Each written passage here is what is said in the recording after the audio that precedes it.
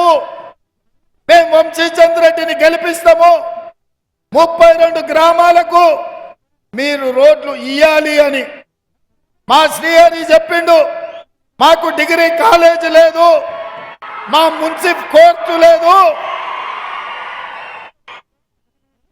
ఇవాళ మా అన్నయ్య మీరు ఈ రాష్ట్రానికి ముఖ్యమంత్రి అయ్యిండ్రు, మీరు ఈ సమస్యలు తీరవాలని నేను అడుగుతున్నా. మా మక్తల్ బిడ్డల్ని, మా మక్తల్ సోదరులని, మా అన్నదమ్ములని ఆనాడు రాహుల్ గాంధీ కన్యాకుమారి నుంచి కశ్మీర్ వరకు 150 రోజులు 4000 కిలోమీటర్లు మండు టెండల్లో మంచు కొండల్లో పాదయాత్ర చేస్తే సూర్యుడు ఉదయిస్తున్నట్టుగా తూర్పున ఒక పక్కన సూర్యుడు ఉదయిస్తుంటే కృష్ణానది బ్రిడ్జిని దాటుకొని కర్ణాటక నుంచి ఉదయించే సూర్యుడు లాగా రాహుల్ గాంధీ తెలంగాణలో కాలు మోపినప్పుడు ఆ ఎల్ల మీ నాయకుడు శ్రీహరి నాయకత్వంలో వేలాదిగా ఈ మక్తల్ బిడ్డలు వచ్చి రాహుల్ గాంధీకి స్వాగతం పలికి కృష్ణమ్మ పరవళ్ళు తొక్కుతూ రాహుల్ గాంధీని ఆహ్వానిస్తూ మీ గుండెల్లో పెట్టి చూసుకొని మీ భుజాల మీద మోసిండ్రు. నాకింకా కళ్ళల్లో కదులుతుంది. ఆ రోజు నాకు భయం ఉండే. పొద్దునే 7ంటికి రాహుల్ గాంధీ వస్తే ఆ పక్కన బోసరాజు గారు, రవిరాజు గారు పొద్దునే మీ బ్రిడ్జ్ మీదకి తెచ్చి మీకు అప్పచెప్తాం, ఆ పైన మీ ఇష్టం, మేము కర్ణాటకలో బ్రిడ్జ్ అవతల నుంచి అటే పోతాం అన్నారు. రాత్రంతా నాకు నిద్ర లేకుండే. మా శ్రీహరి నిద్ర పోనీయలే. ఎట్లా ఏదో మన నాయకుడు వస్తే కనీసం ఒక 5000 మంది అన్న ఉండాలి కదా, రాత్రి నువ్వు ఫంక్షన్ హాల్ తీసుకొని అందరికి భోజనం పెట్టి ఇక్కడనే ఉంచాలి అని అన్నా. నువ్వేం ఫికర్ చేయకు, 5000 కాదు, మక్తల్ నుంచే 25,000 మంది వస్తాం, మొత్తం 50,000 మందితో దేశంలో ఏ రాష్ట్రంలో పలకని స్వాగతం తెలంగాణ రాష్ట్రంలో మక్తల్ నియోజకవర్గంలో స్వాగతం పలుకుదామని శ్రీహరి చెప్పిండు. ఇచ్చిన మాట ప్రకారం మీరందరూ ఆనాడు దాదాపుగా రాష్ట్రం నలుమూలల నుంచి మక్తల్ నియోజకవర్గం నుంచి 1,00,000 మంది ఉదయం 7ంటికే రాహుల్ గాంధీ గారికి స్వాగతం పలికి రాబోయే రోజుల్లో తెలంగాణ రాష్ట్రంలో 3 రంగుల జెండా ఎగరబోతుంది, కాంగ్రెస్ పార్టీ గెలవబోతుందని ఆనాడు మీరు నమ్మకం ధైర్యం ఇచ్చిండ్రు. అందుకే మిత్రులారా ఇయ్యాల నేను అడుగుతున్నా, ఢిల్లీ నుంచి మోడీ వచ్చిండు, పక్కనే నారాయణపేటలో ఉన్నాడు. మోడీ మన మీద దండయాత్ర చేసి ఉండొచ్చు, కానీ మన ఇంటి వాళ్ళే, మన ఇంటి దొంగలే ఇవాళ పొట్లో కత్తి పెట్టుకొని తిరుగుతూ 70 ఏళ్ల తర్వాత మన పాలమూరు బిడ్డకు అవకాశం వస్తే జెండాలకు ఎజెండాలకు అతీతంగా, రాజకీయాలకు అతీతంగా ఈ జిల్లాను అభివృద్ధి చేసుకోవడానికి ఏకం కావాల్సిన సందర్భంలో ఎట్లయినా పడగొట్టాలి, కాంగ్రెస్ను ఓడగొట్టాలి అని డీకే అర్ణమ్మ ఢిల్లీ సుల్తాన్ల పంచన చేరింది. ఇవాళ కాంగ్రెస్ను ఓడగొట్టాలని చూస్తుంది. మిత్రులారా నేను అడుగుతున్నా, అర్ణమ్మ ఒక్కసారి నువ్వు ఎంపీ కాకపోతే తెలంగాణకు వచ్చే నష్టం లేదు, పాలమూరుకు వచ్చే కష్టం లేదు. కానీ ఇవాళ అనుకోని తప్పిదం ఈ పార్లమెంటు నుంచి జరిగితే ఈ ప్రాజెక్టులన్నీ ఎక్కడక్కడ ఆగిపోతాయి. పాలమూరు రంగారెడ్డి ఎత్తిపోతలకు జాతీయ ప్రాజెక్టు రాదు, మక్తల్ నారాయణపేట కొడంగల్ ఎత్తిపోతల పథకం పూర్తి కాదు, కృష్ణా వికారాబాద్ రైల్వే లైన్ మనకు రైలు రాదు, సంగమండ అక్కడనే ఉంటుంది, కోయిల్ సాగర్ ఇక్కడనే ఉంటుంది. భీమా ప్రాజెక్టు భవిష్యత్తు గందరగోళంలో పడుతుంది. అందుకే ఇవాళ మీకందరికి విజ్ఞప్తి చేస్తున్నా, ఇవాళ జాతీయ స్థాయిలో మా మాదిగ సోదరుల యొక్క ఏబిసిడి వర్గీకరణ సమస్య ఉన్నది. సుప్రీం కోర్టులో పార్లమెంటులో పరిష్కరించాల్సిన అవసరం ఉన్నది. ఇదే కాదు, మా ముదిరాజు బిడ్డలు ఎంతో కాలం నుంచి బీసీ-డి నుంచి బీసీ-ఏలోకి మార్చండి అని అడుగుతున్నారు. ఇవాళ సమస్యను పరిష్కరించాలి అంటే సుప్రీంకోర్టులో కొట్లాడాలి. మీ 32 గ్రామాలకు రోడ్లు కావాలన్నా, మీ మున్సిపల్ కోర్టు పూర్తి కావాలన్నా, మీ డిగ్రీ కాలేజ్ రావాలన్నా, మాదిగ ఉపకులాల ఏబిసిడి వర్గీకరణ జరగాలన్నా, ముదిరాజ్ సోదరులు ఏ కేటగిరీలోకి రావాలన్నా, మా వాల్మీకి బోయలు ఎస్టీ జాబితాలో చేరాలన్నా పార్లమెంటులో మీకు కొట్లాడేవాడు కావాలి. మీ తరఫున ప్రశ్నించే గొంతుగా ఉండాలి. మీకోసం కష్టపడి మీ బిడ్డగా పనిచేస్తోడు ఢిల్లీలో ఉండాలి. అందుకే ఇవాళ మీ బిడ్డగా, మీ సోదరుడిగా ఈ రాష్ట్రానికి ముఖ్యమంత్రిగా ఉన్న పాలమూరు జిల్లాను సస్యశ్యామలం చేసి అభివృద్ధి చేసే బాధ్యత నేను తీసుకుంటా.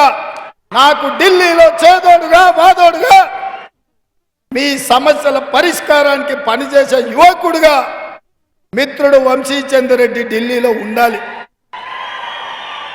ఇవాళ ఎంపీ పదవి కోసం కాదు, వంశీ ఢిల్లీలో సిడబ్ల్యూసి మెంబర్ అవసరం అనుకుంటే ఒక్క సంతకంతో రాజ్యసభకైనా పంపించే శక్తి ఇవాళ మీ బిడ్డగా నాకుంది. కానీ ఈ ప్రాంత ప్రజల చేత ఎన్నికై ఢిల్లీకి పోతే ఈ ప్రాంత సమస్యల మీద కొట్లాడతాడు, ఈ ప్రాంత సమస్యల్ని పరిష్కరిస్తాడు, ఈ ప్రాంత సమస్యల్ని నా దృష్టికి తీసుకొస్తాడు. మీ తరఫున మీ వాడుగా మీకోసం పనిచేస్తాడు. కానీ అదే అర్ణమ్మ 10 ఏళ్ల నుంచి నరేంద్ర మోడీ ఉన్నాడు. 5 ఏళ్ల నుంచి పాలమూరు రంగారెడ్డి ఎత్తిపోతల జాతీయ ప్రాజెక్టు తేలే ఆమె మాత్రం జాతీయ ఉపాధ్యక్షురాలు పదవి తెచ్చుకున్నది. మనకేమన్నా తెచ్చిందా? మనకేమన్నా ఇచ్చిందా? అర్ణమ్మ కాంట్రాక్ట్లు వాళ్ళే తెచ్చుకున్నారు, రాజకీయ పదవులు వాళ్ళే తెచ్చుకున్నారు. అర్ణమ్మ గెలిస్తే బంగ్లోలకు లాభం అవుతుంది. మళ్ళీ మాజీ ఎమ్మెల్యే ఇసుక దందాలు చేస్తాడు, మీ మీద అక్రమ కేసులు పెడతాడు, మిమ్మల్ని జైళ్లకు పంపిస్తాడు. 10 ఏళ్ళు మిమ్మల్ని పిశాచిలాగా పట్టి పీడిస్తుంటే మొన్నటి ఎన్నికల్లో ఆ పిశాచాన్ని పట్టి సీసలేసి బంధించిండ్రు. మళ్ళీ అర్ణమ్మగిన ఒకవేళ ఎంపీగా గెగ్గుతే మీ మాజీ ఎమ్మెల్యే మళ్ళీ మీ ఊర్ల మీద పడతాడు, కృష్ణా వాగుల్లో దుంకుతాడు, ఈ ఇసుక దోపిడీకి పాల్పడతాడు.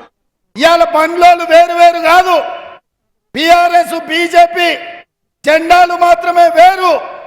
పొద్దటిపూట అటుపక్క ఇటుపక్క ఉంటారు, చీకట్లయితే అంత ఒక్క దగ్గరనే కలుస్తారు. అందుకే ఇవాళ కాంగ్రెస్ పార్టీ కార్యకర్తల్ని అప్రమత్తంగా అమ్మని చెప్తున్నా, ఆలోచన చేయండి అని అడుగుతున్నా. ఇవాళ మీరు ఆలోచనతోటి కాంగ్రెస్ పార్టీని గెలిపించకపోతే మన సమస్యలు పరిష్కారం అవుడే కాదు. బీజేపీ వాళ్ళ కుట్ర ఒక్కటే, బీజేపీ ఆలోచన చేసేది ఒక్కటే, 400 సీట్లు రావాలి, రాజ్యాంగాన్ని మార్చాలి, రిజర్వేషన్లు రద్దు చేయాలి. ఈడికొచ్చిన మా ఎస్సీ ఎస్టీ బీసీ మైనారిటీ సోదరులను నేను అడుగుతున్నా, మీరు బీజేపీకి వేసే ప్రతి ఓటు మీ రిజర్వేషన్ల రద్దుపై ఒక తీర్పు. అందుకే ఇవాళ రిజర్వేషన్లు బీజేపీకి ఓటేస్తే రద్దయిపోతాయి. ఇవాళ బీజేపీ గెలిస్తే మతాల మధ్యలో చిచ్చు పెడతాడు, మనుషుల మధ్యలో పంచాయతీ పెడతాడు. దాంతో మన అభివృద్ధి ఎక్కడికక్కడ ఆగిపోతుంది. అందుకే మిత్రులారా, ఇవాళ మన నగరం ప్రశాంతంగా ఉంది, మన నగరానికి జాతీయ అంతర్జాతీయ పెట్టుబడులు వస్తున్నాయి, మన ప్రాంతానికి పరిశ్రమలు వస్తున్నాయి, మన ప్రాంతం అభివృద్ధి చెందుతుంది. కానీ అదే బీజేపీని కోటేస్తే పొద్దున్న లేస్తే పంచాయతీలే, పొద్దున్న లేస్తే మనుషుల మధ్యలో చిచ్చు పెట్టి ఇవాళ రాష్ట్రాన్ని దెబ్బతీయాలని చూస్తున్నారు. అందుకే మిత్రులారా, ఉత్తరప్రదేశ్లో బీజేపీ ఉంది. ఎవడైనా, ఏ పెట్టుబడిదారుడైనా, ఏ పరిశ్రమైనా ఉత్తరప్రదేశ్ పోయిందా ఒక్కసారి ఆలోచన చేయండి. ఉత్తరప్రదేశ్లో నరేంద్ర మోడీ ఉన్నాడు, రాజ్నాథ్ సింగ్ ఉన్నాడు, నిర్మలా సీతారామన్ ఉన్నది, యోగి ఉన్నాడు ముఖ్యమంత్రిగా. ఇంత ఉద్దండులుంటే ఉత్తరప్రదేశ్కు ఎందుకు పెట్టుబడులు పోతలేవు? ఎందుకయ్యా అంటే నిత్యం ఉత్తరప్రదేశ్లో బీజేపీ వాళ్ళు పెట్టే పంచాయతీలు అక్కడ వాళ్ళు చిమ్మే విషయం ఆ రాష్ట్రం సర్వనాశనమైంది. ఢిల్లీ పార్లమెంటు నుంచి నోయిడా 30 నిమిషాలలో పోవచ్చు, అక్కడ అన్నీ ఉన్నాయి. కానీ ప్రభుత్వం బీజేపీ వాళ్ళ చిత్తశుద్ధి మతం పంచాయతీలు పెడుతున్నారు కాబట్టి ఒక్క రూపాయి పోలే. కానీ అదే గుర్గాంలో లక్షల వేల కోట్ల రూపాయల పెట్టుబడులు వచ్చినాయి. ఇవాళ తెలంగాణ రాష్ట్రానికి కూడా ఒక మంచి అవకాశం వచ్చింది. 2004 నుంచి 2014 వరకు డాక్టర్ వైఎస్ రాజశేఖర రెడ్డి గారి నేతృత్వంలో ఔటర్ రింగ్ రోడ్ వచ్చింది, అంతర్జాతీయ ఎయిర్పోర్ట్ వచ్చింది, ఐటీ పరిశ్రమలు వచ్చినాయి, ఫార్మా పరిశ్రమలు వచ్చినాయి, మెట్రో రైలు వచ్చింది, కృష్ణానది జలాలు వచ్చినాయి, గోదావరి జలాలు వచ్చినాయి, వేల కోట్ల రూపాయల పెట్టుబడులు వచ్చినాయి, లక్షలాది మందికి ఉద్యోగ ఉపాధి అవకాశాలు వచ్చినాయి. ఇవాళ అందుకే ఈ రాష్ట్రంలో ఒకవేళ అప్పి తప్పి ఎవరైనా బీజేపీకి ఓటేస్తే ఈ రాష్ట్రం విధ్వంసం అవుతుంది. ఈ రాష్ట్రం పూర్తిగా 100 సంవత్సరాలు వెనక్కిపోతుంది. అందుకే తెలంగాణ సమాజాన్ని ఆలోచన చేయమంటున్నా. తెలంగాణ చదువుకున్న యువకుల్ని బయటికి రండి, కదలండి. ఈ రోజు పెను ప్రమాదం పొంచి ఉన్నది. మీకున్న ఎస్సీ ఎస్టీ బీసీ మైనారిటీ రిజర్వేషన్లను బీజేపీ రద్దు చేస్తా అంటుంది, రాజ్యాంగాన్ని మారుస్తా అంటుంది, మత చిచ్చు పెడతా అంటుంది, మనుషుల మధ్యలో పంచాయతీ పెడతా అంటుంది. మత చిచ్చు పెట్టినా మనుషుల మధ్యలో పంచాయతీ పెట్టినా మన రాష్ట్రానికి రావాల్సిన పెట్టుబడులు రావు. నిరుద్యోగ సమస్యతోని యువకులు ఆత్మహత్యలు చేసుకునే పరిస్థితి వస్తుంది. అందుకే మిత్రులారా, మీకందరికి విజ్ఞప్తి చేస్తున్నా, ఈనాడు అర్ణమ్మ తెలిసినామనే ఉండొచ్చు, అర్ణమ్మ నాయకురాలే అయ్యుండొచ్చు. నేను అడుగుతున్న మా కార్యకర్తల్ని, అర్ణమ్మని జడ్పీటీసీ చేసింది మన కాంగ్రెస్ కార్యకర్తలు కాదా? కాదావునా?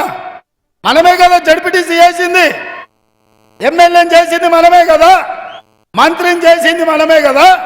కాంగ్రెస్ ఆమెకు అన్నిచ్చింది, ఆమె మాత్రం ఇవాళ కాంగ్రెస్ను చంపుతా అని బయలుదేరింది, రేవంత్ రెడ్డిని ఓడగొడతా అంటుంది. ఏం పంచాయతీ అమ్మా ఆమెతో నాకు? రేవంత్ రెడ్డి పగబట్టిండు నా మీద అంటుంది. నేనెందుకు పగబట్టినమ్మా? అన్నిచ్చిన కాంగ్రెస్ను ఓడగొట్టాలని నువ్వు పగబట్టినవు. పామోలే నువ్వు కాటేయాలని చూస్తున్నావు మా కాంగ్రెస్ కార్యకర్తల్ని. ఎన్ఎస్యూ అధ్యక్షుడిగా, యూత్ కాంగ్రెస్ అధ్యక్షుడిగా, ఎమ్మెల్యేగా, సిడబ్ల్యూసీ మెంబర్గా, జాతీయ కార్యదర్శిగా వంశీచంద్ర రెడ్డి 3 రంగుల జెండా మోసి యుక్త వయసును మొత్తాన్ని పార్టీకి దారపోసి పనిచేసిండు. ఇవాళ యువకుని వంశీచంద్ర రెడ్డిని గెలిపించాల్సిన బాధ్యత నాది కాదా? పిసిసి అధ్యక్షుడిగా, ఈ రాష్ట్ర ముఖ్యమంత్రిగా ఒక కాంగ్రెస్ పార్టీ కార్యకర్తను ఇవాళ పార్లమెంటుకు పంపిస్తే కాంగ్రెస్ గౌరవం పెరుగుతుంది కదా. ఇదే కదా నా తాపత్రయము. బంగ్లా రాజకీయాలను, బంగ్లా చీకటి ఒప్పందాలను ఛేదించాలని ఇవాళ నేను ప్రయత్నం చేస్తున్నా. అందుకే మిత్రులారా, ఇవాళ వేలాదిగా తరలి వచ్చిన మా మొత్తం నియోజకవర్గ ప్రజలు నా విజ్ఞప్తి ఒక్కటే, మీ ముదిరాజులని ఏ గ్రూపులో చేర్చాలన్నా, మాదిగల వర్గీకరణ జరగాలన్నా, మీ మున్సిపల్ కోర్టు రావాలన్నా, మీ డిగ్రీ కాలేజ్ పూర్తి కావాలన్నా, మీ 32 గ్రామాలకు రోడ్లు రావాలన్నా, పాలమూరు రంగారెడ్డి ఎత్తిపోతల పూర్తి కావాలన్నా, మక్తల్ నారాయణపేట కొడంగల్ ప్రాజెక్టు పూర్తి చెయ్యాలన్నా, సంగంబండ మక్ ప్రాజెక్టు లాంటివి పూర్తి చెయ్యాలి అని అంటే వంశీచంద్ర రెడ్డిని గెలిపించాలి. వంశీచంద్ర రెడ్డి గెలిచినప్పుడే మీ బిడ్డగా ఈ మహబూబ్నగర్లో, నాగర్ కర్నూలు మహబూబ్నగర్ గెలవకపోతే ఏమంటారే? రేవంత్ రెడ్డి సొంత ఊర్లోనే గెలవలే. పెద్దలు ఏమన్నారు? ఇంట్లో గెలిచి రచ్చ గెలవాలన్నారు. నేనేమడుగుతున్నా సోదరులారా మిమ్మల్ని, 70 ఏళ్ళు ఎవడెవడికో వేసినాం, వలస వచ్చిన కేసీఆర్కి వేసినాము, బీజేపీలకు